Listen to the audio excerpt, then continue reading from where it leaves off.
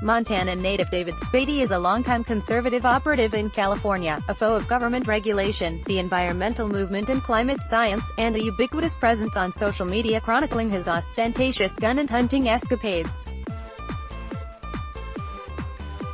He's also a man with extraordinary access to the Trump family, top administration officials and Republican lawmakers, and was recently tapped to advise the head of the Interior Department on wildlife and habitat conservation.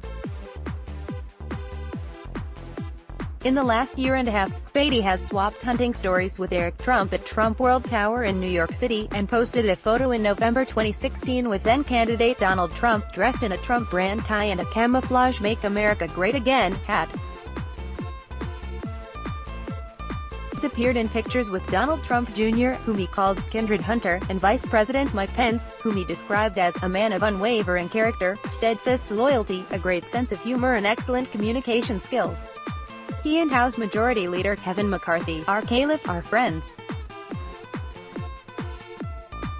He's mingled at Montana ski resorts, including the private Yellowstone Club, with Sens. Ted Cruz, "R. Texas," Lisa Murkowski, "R. Alaska," and Steve Daines, "R. Mont." At the White House Christmas party, Spady looked at home with Ivanka Trump, then Secretary of State Rex Tillerson and former White House Press Secretary Sean Spicer. "There's a number of people that are in positions at this current time of power and influence that happen to be friends of mine," Spady told HuffPost. One of his closest allies in the Trump administration is Interior Secretary Ryan Zinke. According to Spady's social media accounts, he's met with Zinke at least a dozen times since January 2017. A post shared by David Spady, at SpadyDavid, on September 5, 2017 at 3:28 p.m. Pacific Daylight Saving Time last month, shortly after Zinke announced to a roundtable of sporting and environmental groups that he would be making a grand pivot from energy development to conservation. The Interior Department named 17 members to its Hunting and Shooting Sports Conservation Council. The volunteer panel, which will advise Zinke on how to increase hunting opportunities and conserve game species, is made up almost entirely of representatives of hunting groups and the gun lobby. There's Chris Cox, Executive Director of the National Rifle Association's Institute for Legislative Action, and NRA board member and trophy hunter Graham Hill. There's Donald Pay, the founder of Sportsmen for Fish and Wildlife, who called for the administration to gut national monuments and has dismissed that the North American conservation model, the idea that wildlife is a public resource that must be protected, as socialism. Then there's Spady, a longtime media and public affairs consultant and the former California State Director of Americans for Prosperity, a right-wing political advocacy group that fossil fuel barons David and Charles Koch founded in 2004.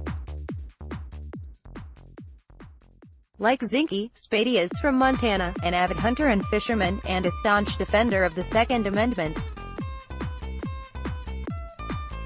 A post shared by David Spady, at SpadyDavid, on April 12, 2018 at 7:44 p.m. Pacific Daylight Saving Time in January 2017, a few weeks after Trump selected Zinke as his Interior Secretary, Spady posted a photo of a stuffed bison head hanging on the wall of the former Montana congressman's office.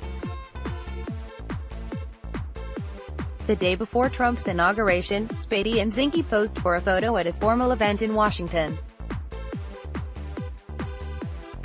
The two socialized at a fundraiser for Daines near Big Sky, Montana, in March 2017, as well as at a Mexican restaurant in Santa Barbara, California, the following month. A post shared by David Spady, at SpadyDavid, on April 18, 2017 at 7:48 a.m. Pacific Daylight Saving Time on September 5, Spady and Zinke posed alongside a stuffed grizzly bear in Zinke's office. "Three Montanans in the second coolest office in Washington, D.C., Spady wrote in an Instagram post. He was among the guests at a Christmas party Zinke threw at Interior Department headquarters. At this year's SHOT Show, an annual gathering of the shooting, hunting and outdoor trade industries, Spady took a picture of Zinke looking at lightweight body armor, manufactured by DFNDR Armor, one of Spady's clients, that fits into a backpack to protect children in the event of a school shooting. Less than a week later, Spady posted a photo of himself and Zinke with former NFL offensive tackle Matt Light. Spady also met with Zinke at Interior headquarters on March 12 and April 12, according to his Instagram account. Last month, after flying to Washington aboard a private jet, which seems to be Spady's preferred mode of transportation, based on his social media presence, and checking into Trump International Hotel, Spady posted a photo of the Washington Monument from Zinke's office balcony, and he checked in again on Facebook at the Interior Department on May 17, just 5 days before being named to Zinke's advisory council. Aaron Weiss, media director of the Colorado-based conservation group Center for Western Priorities, finds it telling that Zinke gives face time to Spady on a near-monthly basis, but refused to meet with his advisory board for the National Park Service, a claim made by board members who resigned in January. Interior spokeswoman Heather Swift dismissed that as patently false, giving Spady, who holds extremist views on public lands, a seat at the table shows that Ryan Zinke's claims of a pivot to conservation are complete nonsense. Weiss said. In a letter dated May 11, which Spady posted online, Zinke wrote that he appreciated Spady's willingness to commit your time and expertise to ensure we have broad-based input as we address recreational hunting and wildlife conservation issues. Zinke signed the letter with the words, "Bravo Zulu," a naval signal meaning, "well done." The two men know each other from before Zinke's tenure at Interior. Spady first met Zinke when Zinke was running for Congress in Montana and helped introduce the Republican candidate around. He said his numerous visits with Zinke over the last year and a half were social visits, not related to business or hunting. "My wife and I have interacted with him and his wife a few times socially," Spady said. "It's not something I do every time I'm in Washington, D.C., but I'm back there quite a bit, and if I have some time I'll swing by and say hi to him, as I do with a number of other people I know there." Spady enjoys hunting, fishing and shooting guns, but he has no professional experience working in the field of wildlife conservation. According to his LinkedIn profile, he studied communications at Azusa Pacific University and National Security Studies at California State University, San Bernardino. He worked for Americans for Prosperity from 2007 to 2016 and has been with Salem Media Group, either as a full-time employee or consultant, for nearly 2 decades. In 2007, he founded his own public relations group. In addition to DFNDR Armor, his clients include Freedom Partners, a conservative nonprofit founded in 2011 and backed by the Koch brothers. "I've done contract work for some Koch-related organizations, but I'm not involved with any of them at this time," Spady said. In its May 22 announcement, Interior noted that Spady is president of the Liberty and Property Rights Coalition. The organization, which Spady has led since July 2013, is all but non-existent. It has no website or Facebook page, but according to a 2013 press release is committed to promoting and preserving constitutional rights to liberty and property in public policy and the law.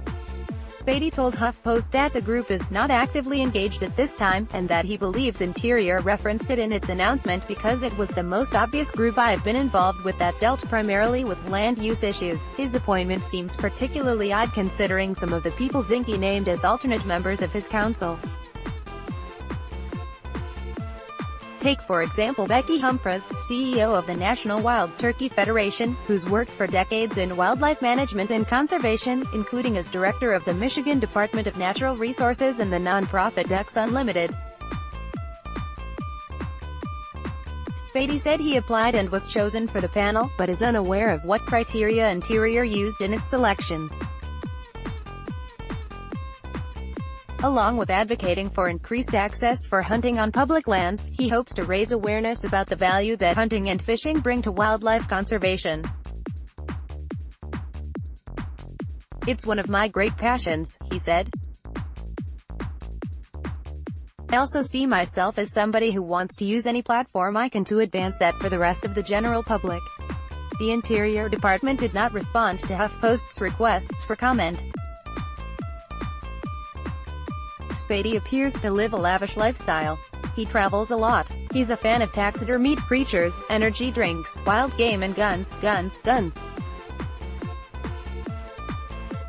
A post shared by David Spady, at SpadyDavid, on February 4, 2016 at 7:22 p.m. Pacific Standard Time. A post shared by David Spady, at SpadyDavid, on October 10, 2016 at 7:16 p.m. Pacific Daylight Saving Time. He often builds bed mummies out of sheets in high-end hotel rooms.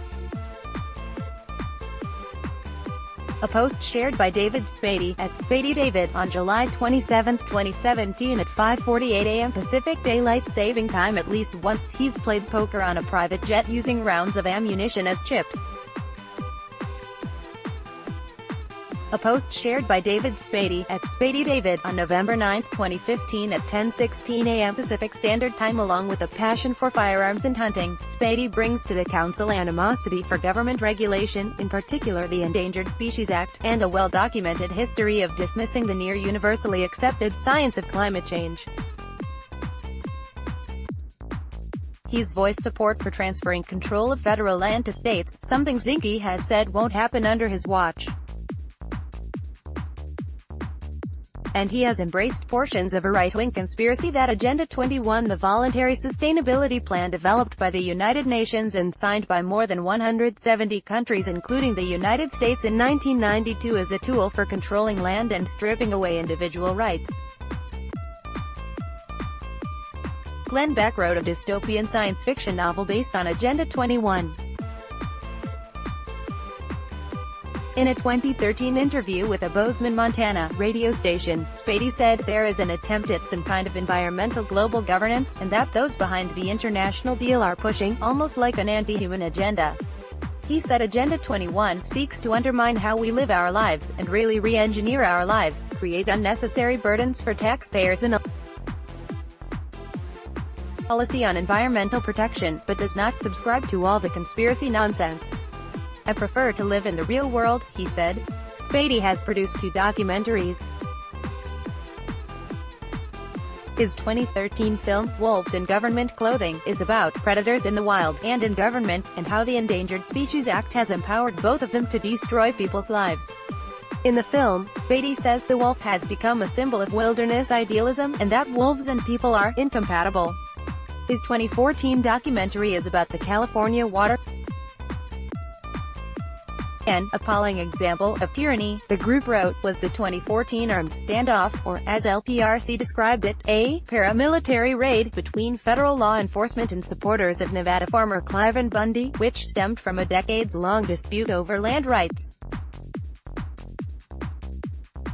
The report appears to have been authored by Ramona Hage Morrison, the organization's executive director and the daughter of the late Wayne Hage, a Nevada rancher who for years battled the federal government over grazing rights. Also in 2014, Spady was among the keynote speakers at a conference of the far-right American Freedom Alliance. Among the other speakers was Richard Mack, the former sheriff of Graham County, Arizona, who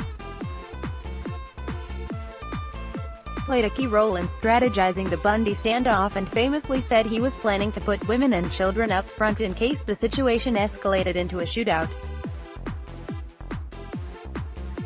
In April, Spady shared on Facebook a Wall Street Journal story about how ranching families like the Hages are losing a land war in the American West.